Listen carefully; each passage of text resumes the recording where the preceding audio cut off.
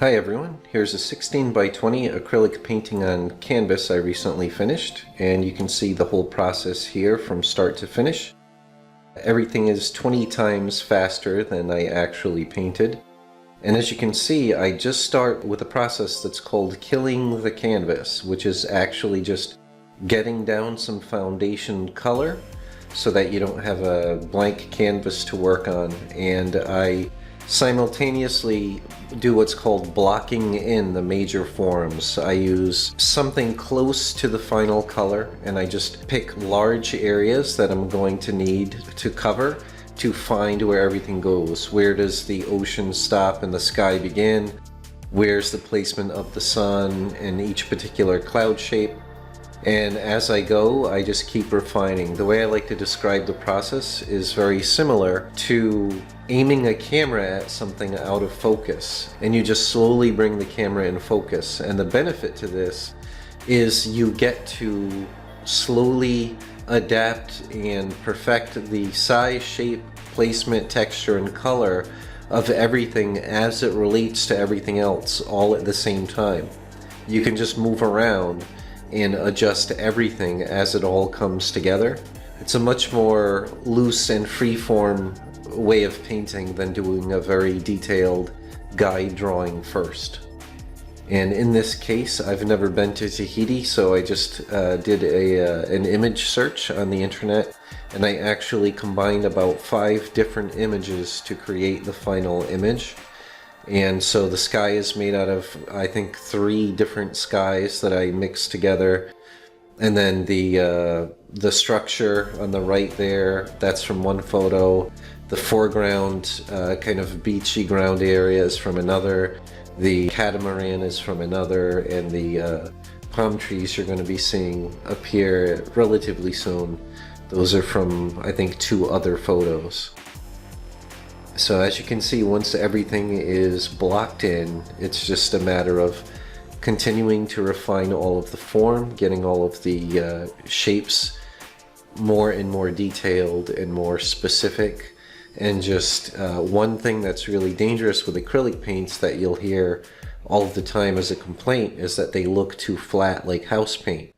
And the trick is, unlike oil paints, which naturally, because they stay wet so long, and because of their sort of mineral base, they tend to look very rich and there's a lot of mixed variance to the colors, whereas acrylic, they lay down very flat and they dry very fast, which does not lend to a lot of sort of inadvertent blends and other additional color in your painting. So you have to work harder in that regard. So that's another reason I use this process where I just keep layering on thin layers of color, and even the opaque acrylics are a little bit translucent. They let some of the color beneath show through. So the more layers of similar color that you work one on top of the other, the more you'll get a much richer final image than if you just do one color and slap it on. Like if you do a really detailed drawing, that would be a risk because you know exactly where everything goes. If you get exactly the right color in exactly the right place from the get-go, you won't have that need to do the layering, and your final painting, while very accurate in its placement and color, might be missing that sort of accidental richness that comes from working in layers and working a little more freehand and being able to adapt as you go. And though I plan for much of this painting to be in silhouette for that specific visual effect, it's important that I work in enough very dark but still existing detail into the parts of the painting that are going to be pretty much silhouetted. And then I can always use what's called a wash, or in oil painting terminology, a glaze, over those details to darken it and sort of unify it again so that those details fall deeper into that single silhouette effect. But if you look closely, you can still see that there's some level of detail in there. It's not just a pure single colored like black, or in this case Payne's gray shape.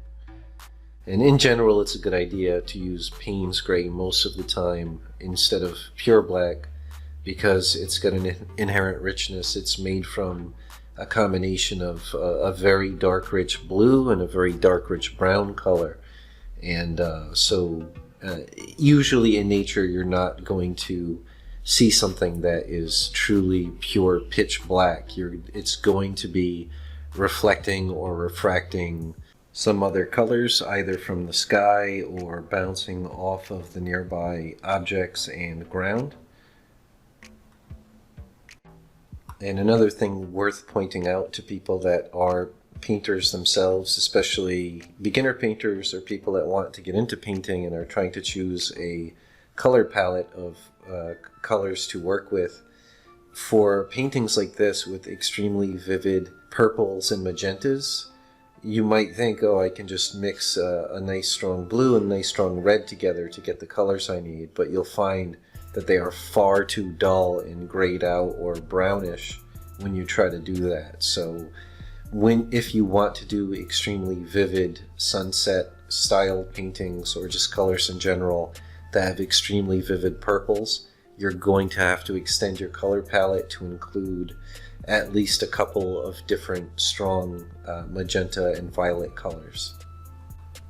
And as you can see, in general, when doing landscape style paintings, or just in general any kind of image that has a lot of very specific sort of layers of depth, like a really far distant sky, and then clouds, and then background hills or mountains, and then something closer up, and so on, I tend to work for the most part from the distance to the foreground. In other words, I make sure the sky is very near finished before I start working on the things that go over top of it. And that's just a good idea in general, because you don't want to have to try to paint your clouds while dodging the mountains that you already painted down, or trying very carefully to go up to the very edge. And you'll see at the edge of that sort of hut structure there, I've gone into it with little wave details and parts of the sunset, and I'm going to have to repaint that edge to clean it back up later on. So it's a good idea to make sure, if you have your back layers pretty much done, then you can freely paint the stuff on top of it without worrying. And now you're not going back into your sky for the most part, so you don't have to go in and waste a lot of time carefully avoiding things, which is not only going to take a lot more time, but almost inevitably you're going to end up with an inferior image, because there's going to be this obvious area one way or the other where there's less paint, because you were being so careful to not overlap where the things overlap. So it's just a good idea. As you can see, I'm working in, I'm cleaning up the edge of the hut where I needed to, and started painting in the mid-ground palm trees, and the same thing, the biggest palm trees in the foreground will be pretty much the last things that I paint in. And then after that point, it's just going to be a lot of noodling around, finalizing the exact shape and adding final details, and then final glazes to just knock things back or adjust something's color. You'll see later on in the painting process where I have these very purple colors in the sort of lit window areas, or at least open window frame areas, and I just give them a wash or a glaze of a very watered down yellow paint in order to tint it, to make it a little bit more warm and toward the oranges instead of just a very pink and purple range of color. So that's another way you can get a lot more richness in your acrylic paintings. Once everything is mostly established, you can do these tinting glazes of mostly water with a little bit of color to make adjustments to the hue, which is basically the chroma. What kind of color? Is it a little more toward yellows or blues or orange? You can mix up a color and then lay it on in a mix of mostly water and a little bit of paint, and then brush it on, and it won't cover what it's already there. It'll just change the tint of it, or in some cases darken it if that's what you want to do. And I do that at some point with most of the silhouetted area in the ground and a little bit in the hut area. As you can see, I've been working in the major form first of the foreground palm trees, and first I sort of did a skeletal approach where I created a thin line to give myself a guide for the trunk. Then I made that closer to the final thickness, and then I drew these branches, just basically these curved sticks, to give myself a wireframe on which I would then build the full shape of each of these large branch structures. And as you can see also, I used a larger angled brush to fill in the large areas of mass that did not have any of the negative space in it, where you couldn't see the individual lines of these leaf structures. And then I could more quickly build and extend those outward with the final details. It just saved me a lot of time working that way. And it's just going to take me a bit longer to do that, and unfortunately it took longer than I would have liked it to, because I discovered that while high quality and very permanent in its pigment, they didn't use a lot of pigment in the mix. So I actually had to go back over twice and then sometimes 3 times to get the full solid opacity that I wanted for this silhouette effect.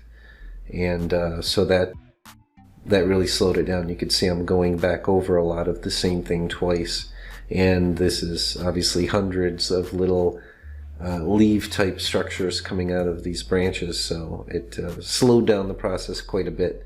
So it really is important to learn which brands provide you the when a color is supposed to be opaque, it's really important that they include a very large amount of pigment so that you don't have to spend a lot of time doubling over your initial brush strokes yet again just to make them truly opaque, which is especially dangerous in the cases of fine details like this, because when you have to go back over a paint stroke, you're inevitably going to make that paint stroke a little bit thicker and change its shape a little. So it's really good to know and stick with the right brands if you can. But in a pinch, I was at a fine art store. I needed the color. They didn't have the brand that I knew I could rely on, so I just got another high quality brand with a strong light fastness or pigment permanence rating, but I had never used it before, and it turned out that it just wasn't as opaque as the brand that I tend to go with. So as you can see, I'm breaking my own rule here to some extent. Once you're pretty much done with the painting, it's really important to keep standing back far away from the painting, sort of squinting at it, examine it, and just really double check, make sure everything's to your liking. It's really good if you can afford the time to do so.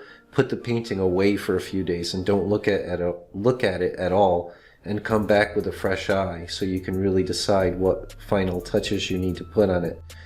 In fact, at first I wasn't thinking I would want or need a reflection at all of that mid island area with the palm trees, but after coming back with a fairly fresh eye, I realized it just looked a little too artificial and flat without that reflection in there. And and as you can see, like I said, I'm working in finer details now on background stuff, even though the foreground is in there. Sometimes it's necessary, after taking a look, taking a step back, once it's mostly done, it's time to really decide what final finishing details and touches and changes can I make to just make it a more attractive or compelling image. And so that's what I'm doing here. I added some rim light. And so here we are with the finished painting. And I hope the process was informative and entertaining. And thank you very much for watching. If you do like this or any of my other paintings, please visit my page on fineartamerica.com. where you can purchase anything from beautifully framed museum quality prints of my paintings to throw pillows, cell phone cases, and even shower curtains of my art. Or share this video with your friends if you think they might also enjoy watching. Your support is greatly appreciated and will allow me to make more art and videos more frequently. And thanks very much for watching.